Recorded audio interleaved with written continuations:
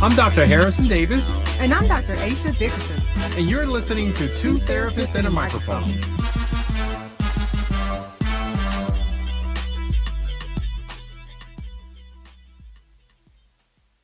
Dr. Aisha Dickerson. And I'm Dr. Harrison Davis. And welcome back to Two Therapists and a Microphone. It has been a few months, like we had to 3 take months. A break, a hiatus. Yeah. You know, self-care is important, so we went on vacation for a quarter of a year. But nevertheless, this is our second season. It is. Two Therapists and a Microphone. And we are on a new network. Look around and you will see. We are now on Next 411 on IBNXradio.com. Absolutely. Shout out to IBNX Radio. Okay, so for those of you who aren't familiar with us, because we know that some of you IBNX folks haven't listened to us from our past station, just know that Dr. Harrison and I talk about real issues that people of color and really everyone deal with in the world. But we kind of come at it with a mental health standpoint because we're both therapists. That's why the show is called Two Therapists and a Microphone. Now we got a lot more microphones in here too. We sure do. So we are definitely looking forward to being able to have more guests in here and bringing new content. Today we have a guest named Dr. Jason Branch. And so Jason and I have been friends for a really long time, and I have not had the opportunity to call him Dr. Branch yet. So it feels really good to say that. So welcome, Dr. Jason Branch. He is a licensed professional counselor for the state of New Jersey, some other states, Alabama, Georgia, and an approved clinical supervisor. Dr. Branch has more than 14 years of experience in the mental health and counseling profession. He has worked in community agency and mental health centers, city government, and substance abuse treatment facilities. Dr. Branch has maintained a clinical practice since 2010 that focuses on adults, adolescents, couples, and families. Dr. Branch currently engages in professional and scholarly work focused on African American male experiences, mentoring multicultural issues, and increasing the practice of self-care for helping professionals. Welcome, Dr. Branch. Thank you so much for having me. Welcome, Dr. Branch. Thank you so much for having me. It's an honor to be on the show. I'm excited. And yes, me and Aisha has been friends for a very long time. So it's great to see how far we've come from the days at UAB to where we are now. Right. I even had a different last name back then. Very true. Well, welcome to the show, Dr. Branch. So today we are going to talk about prison reform. And what brought this topic to my mind was the new Meek Mill special that I watched on Amazon. So any of you who know me know that I have Amazon Prime, I have Hulu, I have Netflix. So if it comes on TV or any streaming service, I've seen it. So I watched the Meek Mill special, and it was really, intriguing to me because I already know a lot about prison reform, about racial trauma. This one was a little different because Meek Mill's judge is actually a black woman, too, which it kind of hit me a little hard because I'm like, come on, black woman, we're supposed to try to help our black men, and that's just not what he's experiencing. It's honestly not what any people of color are experiencing in the United States right now, like having fair trials, getting fair sentencing. So, Dr. Branch, I know that you work a lot with and do scholarly work on African American males. Tell me, what are some of your initial thoughts about prison reform? Well, it's honestly, it's a broken system. It's a broken system, and I feel as though a lot of people, as far as within government, are trying to fix a broken system. But it's hard to fix a broken system by putting a band-aid on it. So I feel like a lot of this stuff needs to be scrapped altogether because these are things that we've been dealing with for the past 30 years or more. And there's an increase within the prison system as far as incarceration, especially for people of color. And it's been going on for so long. And now we're in a place of, okay, let's begin the process of changing those things. And to me, I feel like, yes, it does help, but there's a reason that this started from the beginning back in the 80s with, the prison sentences, like increased sentences as far as with drugs, with crimes and harsher punishment. And a lot of this stuff affected people of color. So you mentioned about prison, and it seems like there's an imbalance on the number of people of color in prison. So I pulled up some numbers out there just to let the audience know about, put things into perspective. So the U.S. population is about 13.2% black, 17.4% Hispanic, and the white population is 62.1%. But on death row, 41% of the individuals are black, 42% are white, and 13% are Hispanic. And it looks like what you were talking about, Jason, is that there's some type of disparity. When you mentioned this, the term broken system, what do you mean by that? And do these numbers support what you're talking about? So yeah, there is a system that's broken because if you think about the prison population based off of the numbers that you just shared, a lot of this affects people of color and their families because those are the people who are being incarcerated at the time, and it was at an increased rate because of the changes that the government wanted to make as far as making harsher punishment, harsher sentences, and especially for drug charges. So this started back in the 80s with the Reagan administration. And if you think about the people who may have been involved with within the drug community were people of color. And part of that, if we go a little deeper, the reason that people are getting involved with drugs as far as selling or using is because of poverty. So if I'm not able to get a job, if I have a difficult time getting a job, I got to find a way to make money. The easiest way to make money may be selling drugs. So therefore, a lot of people who are in these communities that's poverty stricken are people of color. So the results of some of their actions is criminal charges, and not only just small charges, misdemeanors, but these are intense charges that people can have for a very small amount of drugs that they may have been selling or may have been using. And that's changed now, just my opinion, because a lot of people who are being charged for drugs are not just people of color anymore. Yeah. So that's beginning to create a shift in what's going on with the justice system. So to make sure I understand this, so it sounds like the system you're talking about, it starts with economic desperation for communities of color and not having a whole lot of vocational opportunities. And so, Absolutely. and then the drug industry becomes a way to provide for your family. And then are you seeing that during the 80s when Reagan was president, so what happened? Did they implement a new policy where if you were selling drugs, there was a harsher punishment, Yes. So and you believe they during were the targeting the 80s, black community? say that again. I'm sorry. So you believe they were targeting the black community with the police and these new law enforcement policies? Well, I can't say, if they were targeting the black community, but those were the Okay, people that were involved with the Right. drug world at the time.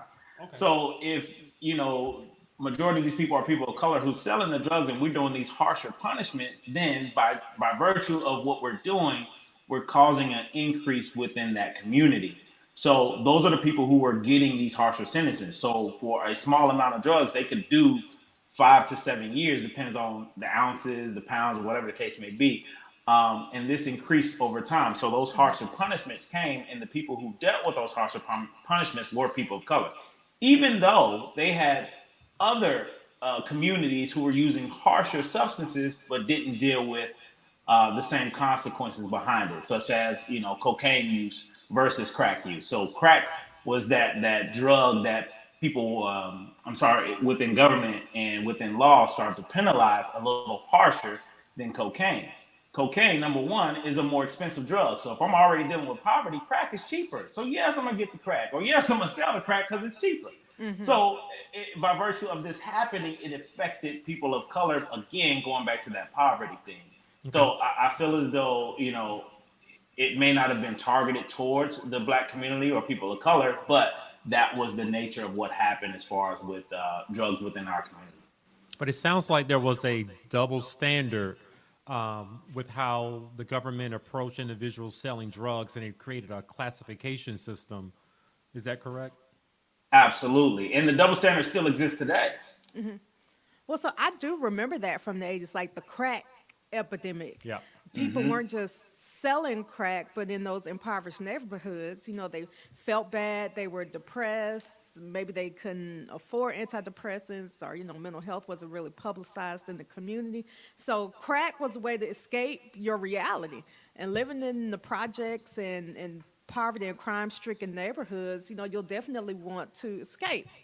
I remember songs starting to come out. Now, they may have come out before, but I was young. So I remember in the 80s songs like Your Mama's on Crack Rock. You remember that song? Your Mama's I on remember Crack Crack Yeah. Kill Applejack. Yeah. Mama. Yeah, so those songs, the movies, everybody knew that crack was killing mothers. Children were starting to have to live with grandmas who might also be on crack. But we also know that crack was significantly cheaper than powder cocaine.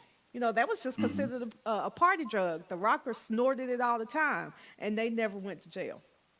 But police were Absolutely. coming into these crime strict, and by crime stricken, I'm using that loosely. The crime was that they were selling drugs, in those neighborhoods. People were killing each other because of the drugs. And Jason, if I'm correct, what you're saying is it's different now because it's not the black people who are suffering from the drugs that are popular today. We have Yes. heroin, we have Meth. oxy, everything, Opioids. all these opioids and benzos. That's not just the black neighborhoods. Right. And that's starting to bring a little more attention to it in a different way. I don't know if anybody watched the new Dave Chappelle special, but to I me, like did. he I just talked watched it two about, days ago. yeah, he talked about it, and it's honest, it's truth. So during the '80s, it was this big campaign of DARE, drug abuse resistance education. I remember a Yep. lot of us was involved with that back in the day, and we found out it doesn't work. It didn't work. So Right. that I was have a one. T-shirt though. I have a Dare T-shirt. Throwback. You Yeah, got a DARE T-shirt. I do. I think I burned mine, but Oh wow.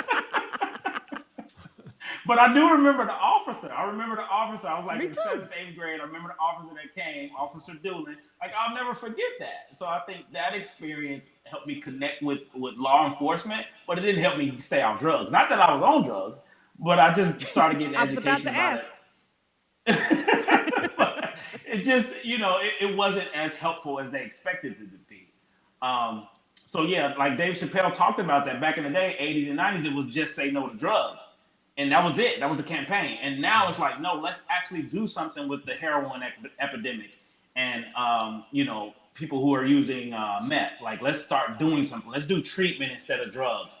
I'm sorry, let's do treatment instead of jail. Let's do some services to help out. And that wasn't the case 20, 30 years ago. And to me, like that says something because the population who's affected by this has changed. So it sounds like they're taking a softer approach to the communities that are actually using the harsher drugs like meth and opioids. And when it was the black folks in the inner city using crack, they just offer some words. But now they're offering Yeah. some assistance and resources. In fact, they now have police officers riding around with those Narcan pens, which I'm in Yep. support of. But Of if course. someone overdoses on heroin or any other opioid, right now the police will come and they'll save their lives, not just there goes another one. Let them deal with the consequences of using their drugs. Now it's saved their lives. So let me take a little time to let our listeners know that you can call in and ask a question or Yep. just give a comment, say hey, at 678-688 IBNX. So again, that's 678-688-4269. If you want to call in, tell us about your cousin who's in prison, who's been wrongfully jailed, maybe about your experiences dealing with the police. We're talking again about prison reform. With Dr. Jason Branch. I think you brought a great point up as far as with asking the listeners to call in. I feel as though, especially within the black community or people of color, either directly or indirectly, we're affiliated with prison reform as far as we know somebody or have family, a relative, or a friend that's been incarcerated or that's currently incarcerated. Like, those numbers, account from what's been taking place from the 80s to 90s, and now we're still affected by it.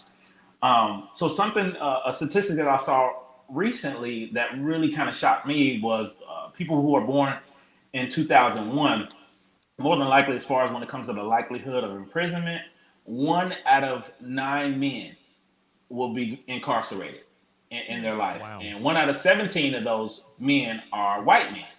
And as far as the Latino community, 1 out of 6 are Latinos. And then for black men, it's 1 in 3 that's expected to go to prison because of, That's a the third. year that they were born in, and because of the epidemic that's going on as far as imprisonment, based off of the numbers, based off statistics of where we are and where we're going. And that alarmed me. Like, this is our reality now, and we can relate to it directly and indirectly. All right. I think that's a great place for us to come back to right after this break. Keep listening to Two Therapists and a Microphone with Dr. Harrison Davis, Dr. Aisha Dickerson, and our guest today, Dr. Jason Branch. Tired of doing the same old thing every Wednesday night? Well, don't. Join IBNX radio host Jason Carey every Wednesday night from 8:30 p.m. to 1 a.m. for Wild Wednesday, your midweek turn-up. Wild Wednesday, featuring $5 Long Islands, $3 Jello shots, $2.50 PBR, and food specials. Wild Wednesday, with free arcade games, half-price bowling, and half-price kart racing. Wild Wednesday, featuring award-winning host and entertainer Jason Carey, Mr. Morning Coffee Swig himself, providing the soundtrack and the entertainment all night long. Playing your favorite hits of today and yesterday. Wild Wednesday with Jason Carey every Wednesday night, 8 p.m. to 1 a.m. Free entry for guests over 21 and $10 cover for anyone 20 and below. Wild Wednesday goes down at Andretti Marietta, located at 1255 Roswell Road, Marietta, Georgia. That's 1255 Marietta, Georgia, every Wednesday night. Pull up! Visit AtlantaNX.IBNXradio.com for the latest in community news, sports, and local entertainment. Get your business and event listed in our online directory. Advertising opportunities and more are available at AtlantaNX.IBNXradio.com. Visit us today. IBNX Radio, IBNX Radio, IBNX Radio, IBNXradio.com.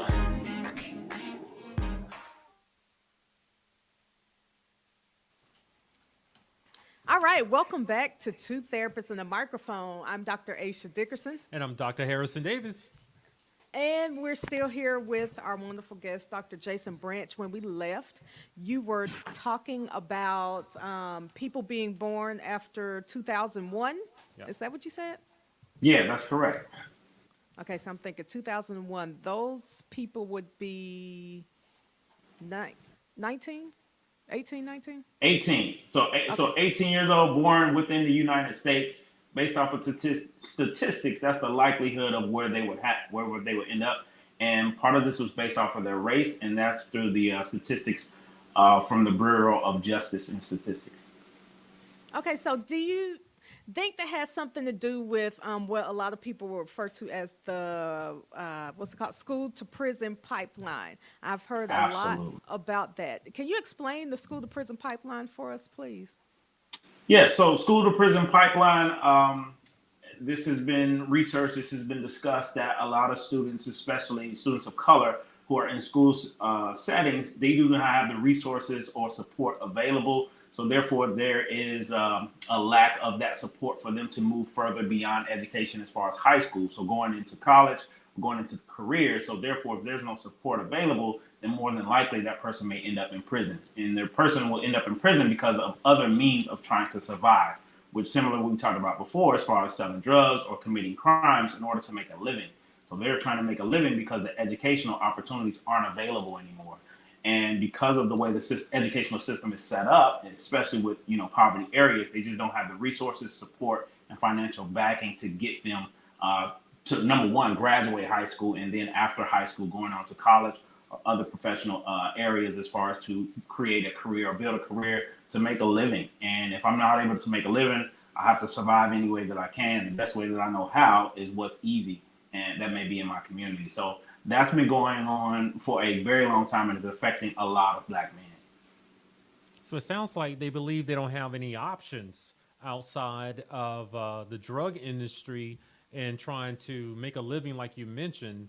What about, are there any other type of resources or support systems out there to try to change that perception? So yeah, there is support out there. However, based off of what I've seen thus far, a lot of the support comes from school systems and school districts who have the financial backing in order to provide that support. So if I'm in if we're looking at the school system, if I'm not able to get my child into a private school and we're doing public school, that public school is funded by tax dollars. So those tax dollars based off of the area may not be as high. So therefore, it's not enough money coming into a school, so they don't have enough resources in order for a student to even finish high school or to have the support to go further beyond high school. So if I'm not prepared at high school, how can I be prepared for college? So some students may even make it through graduation and go to college, but they don't finish. So if I don't finish, then I'll have to get a job. And if I'm not okay with getting a job, I find other means in order to take care of myself. So I think a lot of it, again, with government and how things are ran as far as tax and what area you live in, where you are, it could actually determine the outcome of your life. And part of that is if I'm not exposed to other areas and don't have support or financial backing, I'm most likely to do what I'm comfortable with. And what I'm comfortable with is what I see that's around me. So if I'm in really, low income areas, what's around me are people who are doing what they need to do to survive. Those are the people I look up to. So I'm going to repeat what they're doing. And a lot of times we have harsher punishments and criminalized or incarcerated because of these activities. These activities are part of survival. But a lot of people don't look at it that way because we look at it from the outside looking in. And to me, that's what privilege look like. If I'm privileged, I don't have to think about that survival because I've already been set up for success. Gotcha. So what is the role of the Black church in trying to help some of these individuals to create other options for themselves? So within the Black church, which is housed within the Black community, those support groups, those financial backing and support. However, I think there's a disconnect between the community and the church, where religion plays a role in that. And for some people within, the African American community, religion is two different worlds because we're looking at faith and being a believer within Christianity that may not connect with the reality of what's going on. I'm a true Christian, but I'm at home hungry or I can't pay my bills, So it's like, it's a survival mode. It's beyond faith and religion. It's survival. So, with some churches, if they don't have that outreach to connect with people, they don't even get people in the seats to go to the church. So if I'm not even in the church, I can't take advantage of the opportunities and programs that's available through the church. So I think there's a disconnect there. And I don't want to put all the responsibility on churches because it's a connection between the community and the church. And now what I've seen sometimes in churches, because I've been in some really, I'm going to call them uppity churches, where you might see someone on drugs walk off the street and then they're immediately judged. Everybody's looking at them nasty. They don't want them there. They don't want them around their kids. I have to admit. So it's not a welcoming environment. Right. I have to agree. admit, when I'm in church and I have my kids there, I don't want them walking in around my kids either. So, that's honest. And I respect that. I respect the truth. If we think about it on the other side, all three of us are therapists and we understand how the stereotype and myth about mental health and wellness within the Black church and Black community. So if there's a disconnect within assistance as far as us taking care of ourselves, imagine how much that stigma is rooted with people who are dealing with drugs or crime that's trying to connect within the church.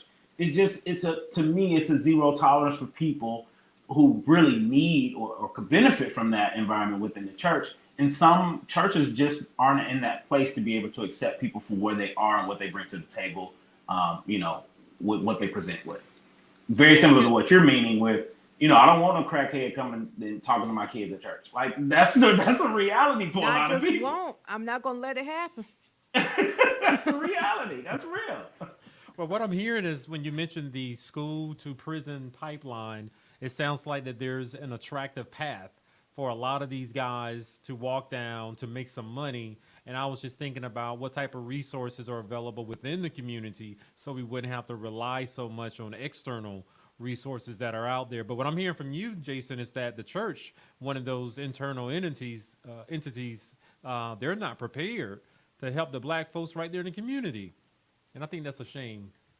I would agree. It's unfortunate. And this is not all churches. This is not every community. Right. But because of that mindset about faith and Christianity, there's a disconnect between there because for some people, it's, you need to come prepared in order to worship and do all these other things versus you go to the church in order to get clean and get support and get assistance. And a lot of people just don't live in that world. It's It's like not a you need to social be services agency. exactly. So we'll refer you to other people, or you need to figure that out on your own. And when you get together, then you come back to the church and we'll take care of you. So, also speaking of the school to prison pipeline, I'm going to say experience. I don't use drugs, but my experience with people who I've seen who've sold and used drugs is that those who have dropped out of school earlier on in high school also aren't as good at selling the drugs and the business aspect of selling as people who have made it to college are. So I remember being in college and there being this young man who he went to this really ritzy high school. He was a black man, but he kind of grew up in a not so great neighborhood, but he was smart. At the university, he had this whole business plan of living in a fraternity house, and he was in a fraternity, and selling drugs to all of the Caucasian fraternity boys. He made enough money to pay for his whole college education and a master's degree. Wow, sounds like an episode from Power. In fact, he was going to school for business with a minor in chemistry. And when people asked Wow. him, what are you going to do with that? He was like, I'm going to be a drug dealer.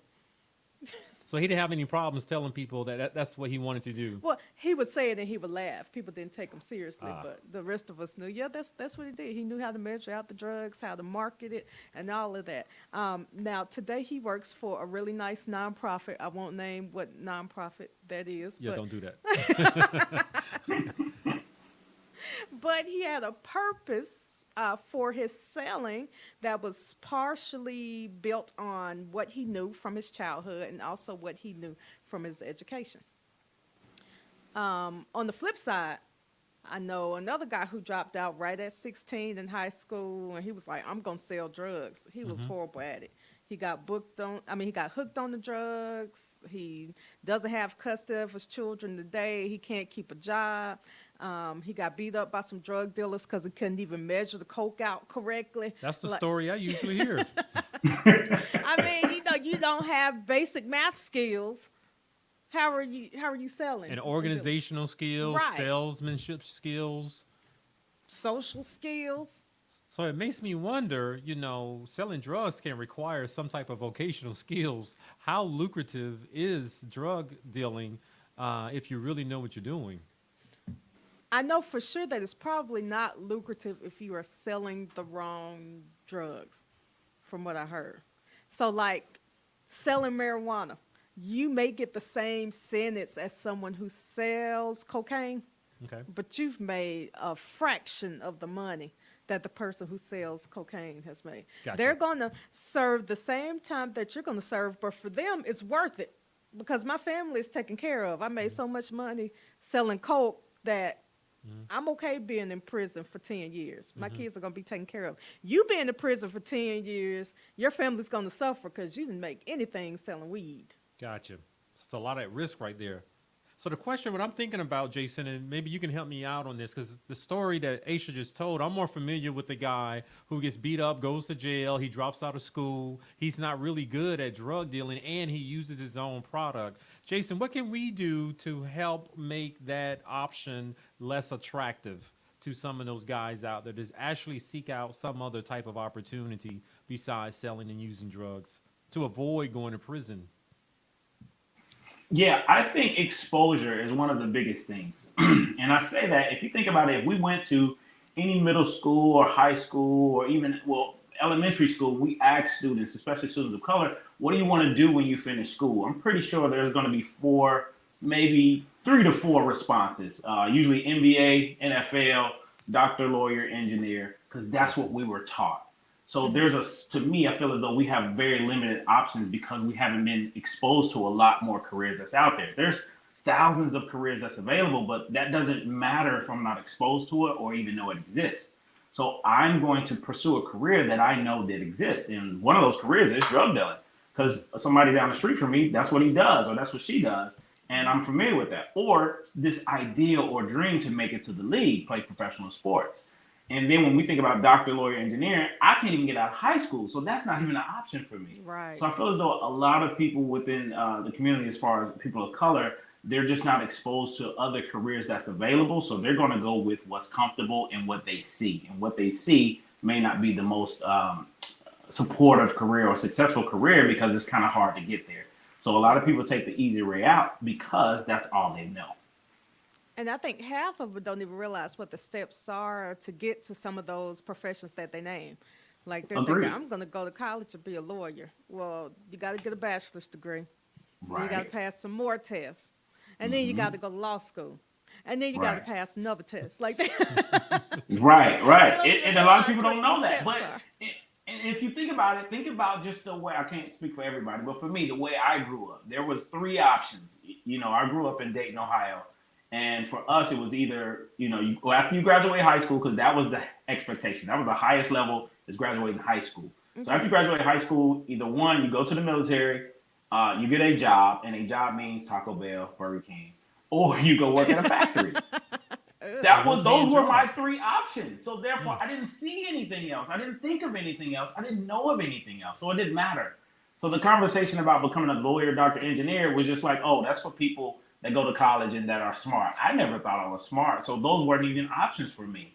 So imagine people in the community that don't get that information or not aware of it or exposed to it. And I guess we can add to that also, if your parents are not encouraging you to go to college and to seek out a professional career, you don't even have anyone pushing you to do it. And I can only Exactly. imagine what the teachers are telling them. Exactly. And on top of that, I feel like a lot of parents, especially within the Black community, they say, hey, go to college, but they've never been or they never finished. So it's like, yeah, you're telling me to go to college and now I'm here. What do I do now? How do I finish? And I can say that because for me personally, that was what I was told. Like, hey, Jason, it's important to go to college, but they never told me how to finish or how to do college. They just told me to go, and I went.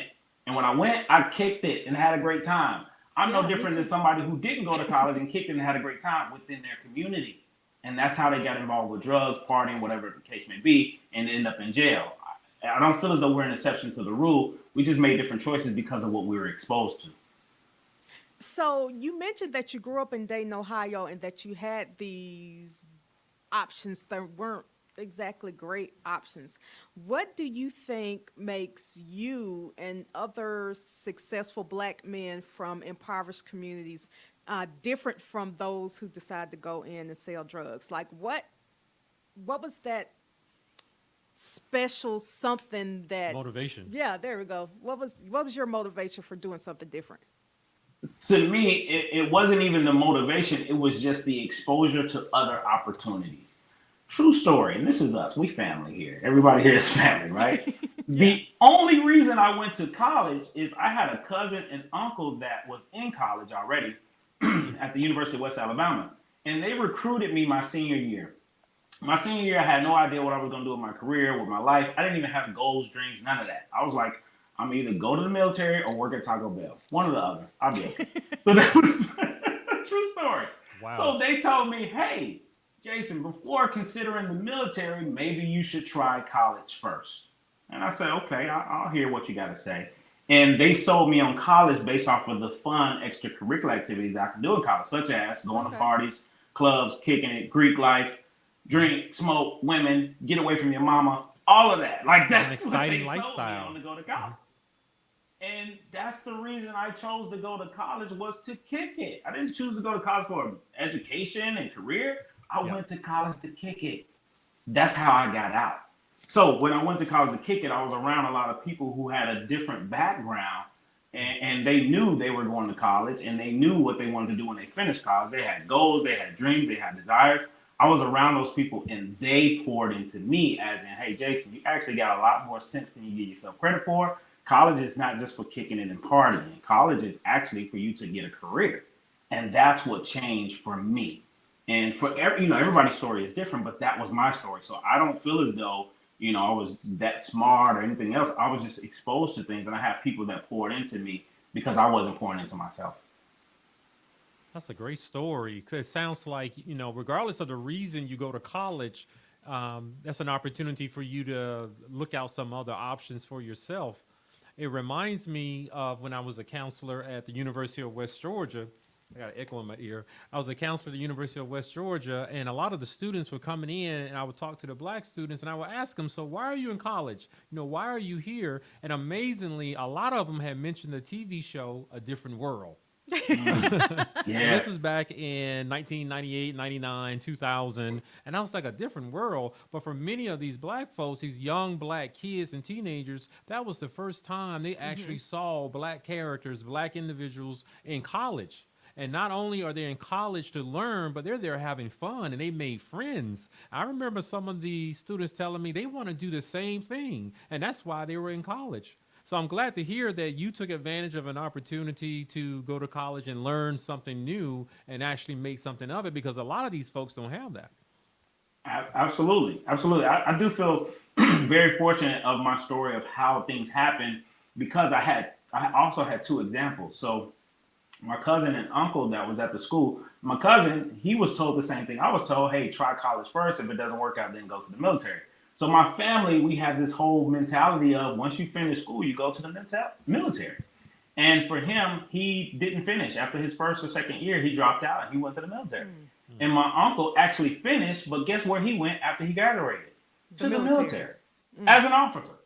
So the only reason I wasn't out selling drugs is because my idea was to make it out, I got to go to the military. That's what I was taught. That's what I was exposed to.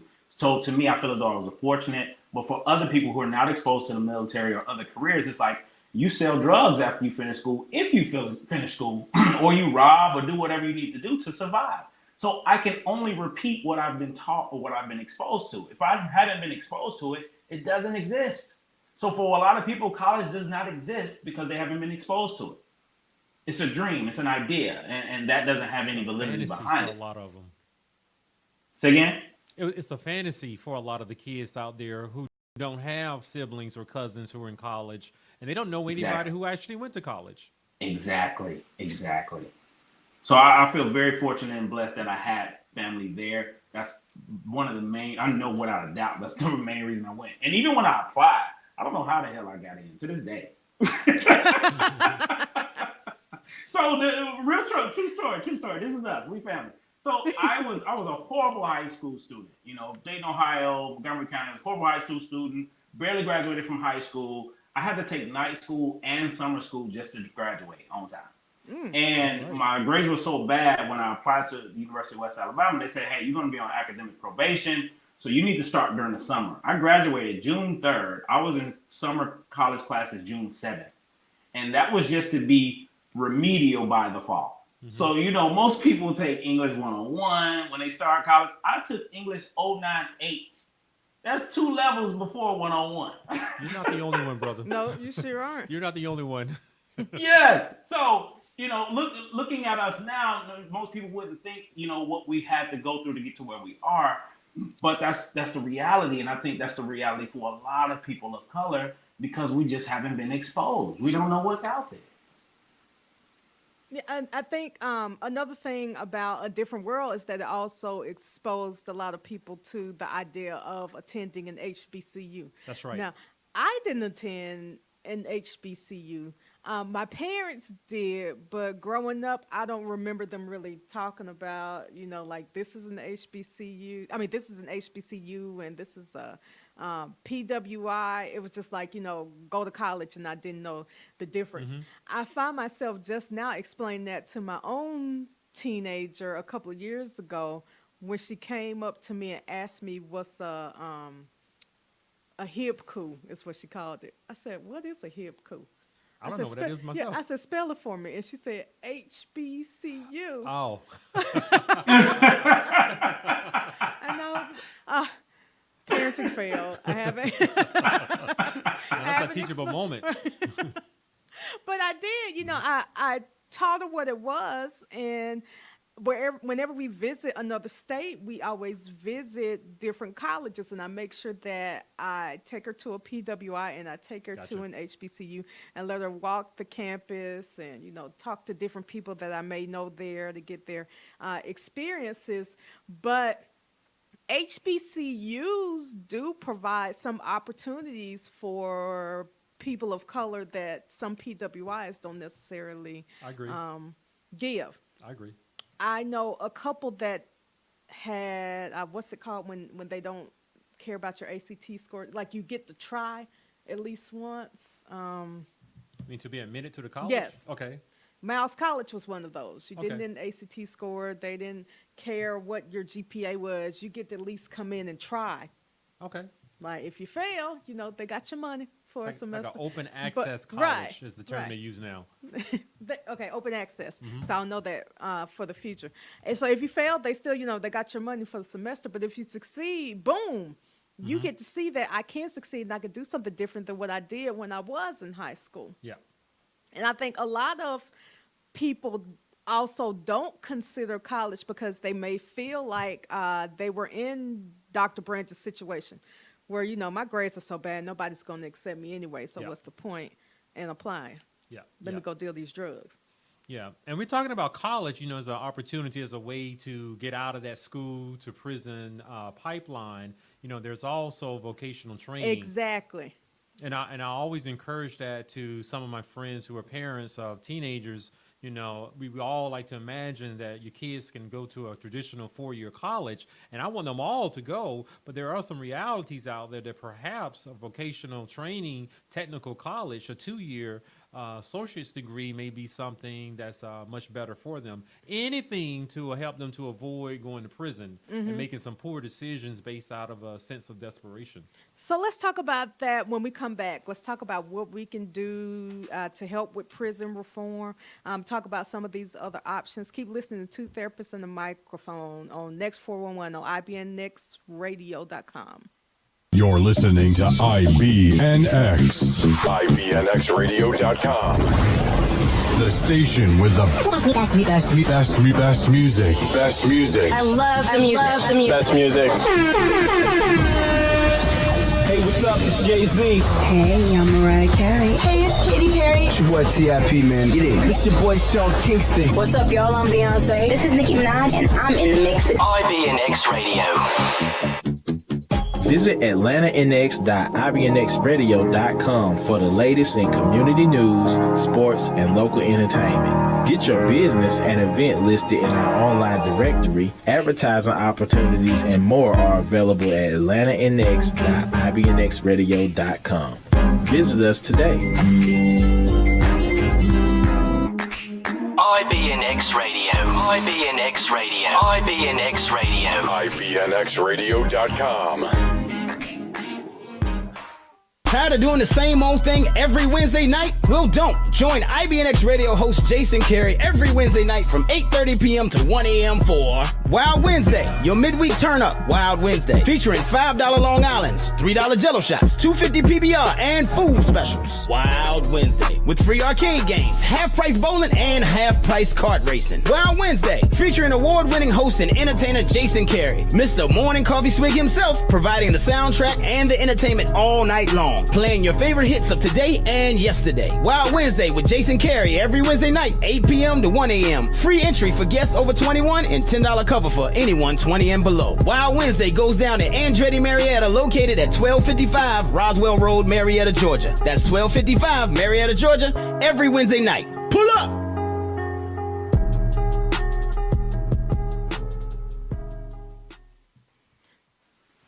All right, welcome back to Two Therapists and the Microphone. I'm Dr. Aisha Dickerson. And I'm Dr. Harrison Davis. And we have Dr. Jason Branch with us here today. We have been talking about prison reform, the school-to-prison pipeline, all these issues with drug dealing and unfair sentencing. But the last thing I want to talk about in our last few minutes is what can we as a community do to help with prison reform? Like, I want to be like Kim Kardashian.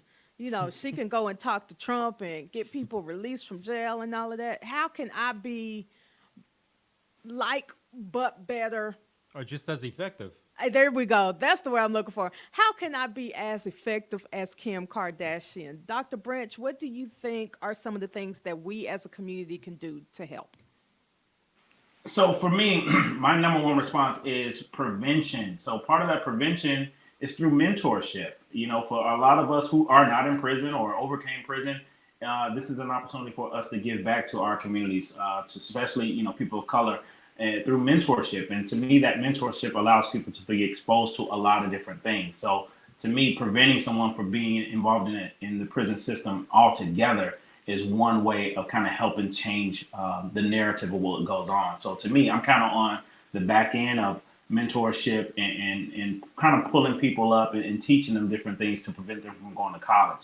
I'm sorry, going to prison. And I think another part of that is protection. How do I protect myself and how do I protect other people? And to me, I don't feel as though, especially people of color, that we're just immune till it can't happen to us. To me, every day, I think like this could happen to me. If you think about the Meek Mill situation, like this happened to someone, it's made popular because of who he is, but he's just like anyone else as a black male. And I think that, being proactive instead of reactive is one of the first ways that I kind of work towards preventing this from taking place. Thank you. So mentorship, and I'm sure there are other programs than Big Brothers Big Sisters. That's what comes to my mind when I think about mentorship. Are there some in mind that you want to give a shout out to? So I'm fairly new to New Jersey. I just moved to New Jersey from Alabama, so I don't know a lot of programs that's out there yet. However, through Monmouth University, we have a Young Black Males Empowerment group that's been started last year. So I'm involved in that. And we have local high schools around the area that we bring to the campus, to college, and they're mentored by college students. So to me, again, that's that exposure piece. So this is a direct serve program to help these students get an idea of, okay, there is life after high school and it doesn't have to end with drugs or going to the league or whatever the case may be. It's an opportunity to go to college. So that's what goes on for me in my area in New Jersey. But I think within a lot of communities, there's a lot of programs that's out there. We just don't know about them. So if I don't know about them, they don't exist. So within your state, within your city, your community, there are programs available. My suggestion is to do the research to find out what's out there and how do I get connected, or how do I get my kid connected. But it sounds like one thing that we can do is simply get involved. The Yes. people who are in a position to point out some other options and expose some of these young kids to some other options that are out there. All we need to do is go talk to them. We can provide the mentorship. Absolutely. The beauty of mentorship, you're just being yourself. Yeah. You're being yourself and connected with students who may not have an opportunity to meet someone like you. We're all great in our own individual way, and you just don't know the impact that you're able to make with someone just by being yourself. A lot of people look at mentorship as it's a job, it's something else I got to do, but it's not even that. Just being present and being there can actually help someone because it gives them an opportunity to be exposed to someone different, someone new. And that's, if you think about it, where we are in our careers and our professions, more than likely someone played a role in where we end up being because we were able to see someone doing the things that we wanted to do. That's true. All right. Well, Dr. Branch, before we go, why don't you tell our listeners where they can find you? So you're more than welcome to follow me on social media. I'm on Facebook at Jason Branch or Instagram at jbranch06. Also, if you're looking for a new therapist, I offer telemental health therapy in the states of Alabama, Georgia, Pennsylvania, and New Jersey. So feel free to reach out if you're interested in finding a therapist. Yes, I am a black male. Yes, I am a therapist, and I can work with you if you're in any of those things. If you can't find one close to you, you can log into a computer or phone and do therapy with Dr. Branch. You sure can. Absolutely. All right. Well, thank you all for listening to our first show on the IBNX Radio Network. Next 411 on IBNXradio.com. I'm Dr. Aisha Dickerson. And I'm Dr. Harrison Davis. Make sure you check us out online at twotherapist.com to take a look at some of our other episodes that we have. You guys take it easy. We see you next time. Bye. You can check us out at www.twotherapist.com. Two Therapists, that's TWO Therapists with an S.com, or link up with us on Facebook. Just search for Two Therapists. And I'm Dr. Harrison Davis. I'm Dr. Aisha Dickerson. And we will see you guys next time.